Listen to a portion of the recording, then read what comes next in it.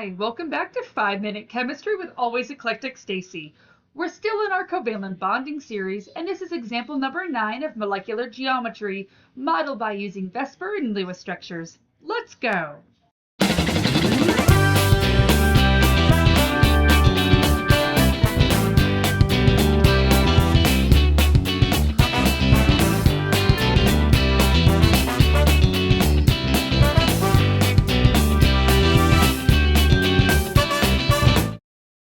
This is the 9th example on molecular geometry using VSEPR and Lewis structures.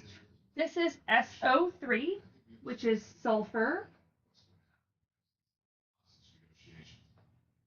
trioxide.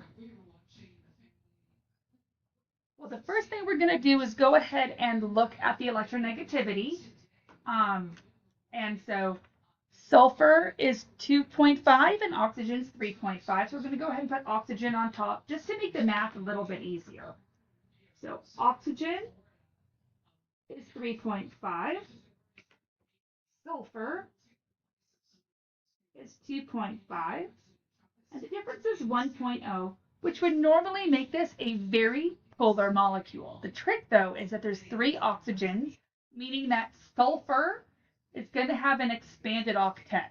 Now, if you're wondering why sulfur likes to have expanded octet, it just likes to use all of its electrons and share them. So we're going to go ahead and draw the Lewis dot of all of these. Sulfur and oxygen are both in the 16th column, which gives it 6 valence electrons each.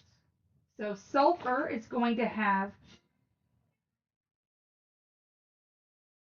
a Lewis dot that looks like that. It looks like it should only bond to one other thing 2 times, but it's going to be tricky here. And oxygen is going to act more like itself. So there's 3 oxygen. Each oxygen has a bonding potential of 2. And so sulfur is going to use all of its valence electrons to share. So we're going to put sulfur in the middle because there's only one of them. And we know now that sulfur can have an expanded octet.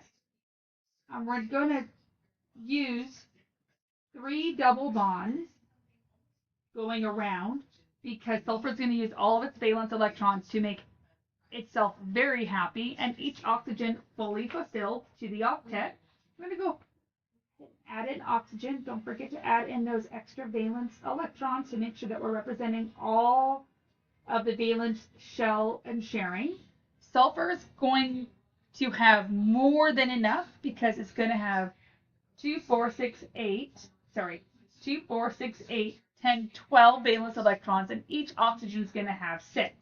So when we're looking at the bonding pairs, remember we're only looking at sulfur, and sulfur has 1, 2, 3, 4, 5, 6 bonding pairs. So we have 6 bonding pairs.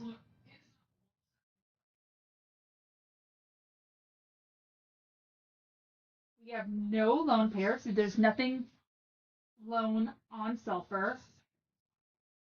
So when we're looking up our molecular geometry, this is actually going to be an octahedral.